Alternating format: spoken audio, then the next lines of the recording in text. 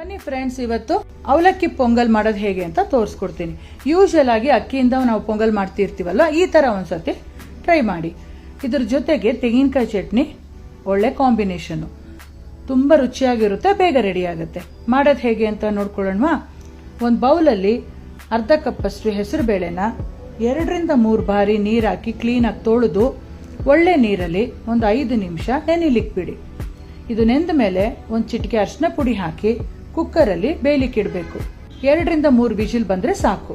Cooker vigil ಬರೋಷ್ಟೊತ್ತಲ್ಲಿ ಕುಟಾಣಿಲಿ 1 ಇಂಚು ಶುಂಠಿ, 1 tea spoon ಅಷ್ಟು ಕರಿಮೆಣಸು, 1 ಟೀ ಸ್ಪೂನ್ ಜೀರಿಗೆ, ಖಾರಕ್ಕೆ 5ರಿಂದ 6 ಹಸಿಮೆಣಸಿನಕಾಯಿನ ಜಜ್ಜಿಬಿಟ್ಟು ಕೋರ್ಸಾಗಿ ಪೇಸ್ಟ್ ಮಾಡಿ ಒಂದು ತಟ್ಟೆಯಲ್ಲಿ ಎತ್ತಿಟ್ಕೋಬೇಕು. ಸ್ವಲ್ಪ ಕೊತ್ತಂಬರಿ ಸೊಪ್ಪನ್ನ ಸಣ್ಣದಾಗಿ ಹೆಚ್ಚಿ, 1 ಕಡ್ಡಿ ಕರ್ಬೇವಿನ ಸೊಪ್ಪು, 1/4 ಕಪ್ ಅಷ್ಟು ಗೋಡಂಬಿನ ಸೈಡಲ್ಲಿ ಇಟ್ಕೊಳ್ಳಿ. ಈಗ 1 ಕಪ್ಪು ಗಟ್ಟಿ ಅವಲಕ್ಕಿನ 2ರಿಂದ 3 ಬಾರಿ ಕ್ಲೀನಾಗಿ ತೊಳೆದು ನೀರು ಚುಮ್ಸಿ ಒಂದು 5 ನಿಮಿಷ ನೆನೆಲಿಕ್ಕೆ ಬಿಡಿ. ಅವಲಕ್ಕಿ ನೆನೆಯಷ್ಟೊತ್ತಲ್ಲಿ ಒಂದು ಗಟ್ಟಿ ತಳ ಪಾತ್ರೆ ಇಟ್ಟು 2 ಟೀ ಸ್ಪೂನ್ ತುಪ್ಪ ಹಾಕಿ ಜಜ್ಜಿಟ್ಕೊಂಡಿರೋಂಥ ಜೀರಿಗೆ, ಮೆಣಸು, ಹಸಿಮೆಣಸಿನಕಾಯಿನ ಹಾಕಿ ಕರ್ಬೇವಿನ ಸೊಪ್ಪು ಸೇರಿಸಿ ಗೋಡಂಬಿನೂ ಕೂಡ ಸೇರಿಸಿ ಹೊಂಬಣ್ಣ ಬಂದ ಮೇಲೆ ನಾವು ಕುಕ್ಕರಲ್ಲಿ ಬೇಯಿಸಿದ್ವಲ್ಲ ಹೆಸರು ಬೇಳೆನ, ಅದನ್ನು ಹಾಕಿ ಕುದಿಲಿಕ್ಕೆ ಬಿಡಿ.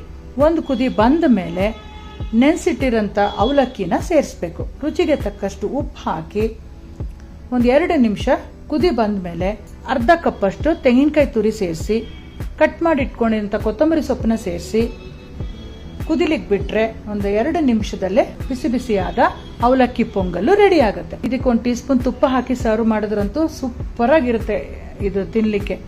ನೀವೆಲ್ಲ ಒಂದ್ಸತಿ ಟ್ರೈ ಮಾಡಿ ಫ್ರೆಂಡ್ಸ್. ಫೇಸ್ಬುಕ್ ಅಲ್ಲಿ ಮತ್ತೆ ಇನ್ಸ್ಟಾಗ್ರಾಮ್ ಅಲ್ಲಿ ಈ ವಿಡಿಯೋ ನೋಡ್ತಾ ಇದ್ರೆ ಫಾಲೋ ಮಾಡ್ಕೊಳ್ಳಿ.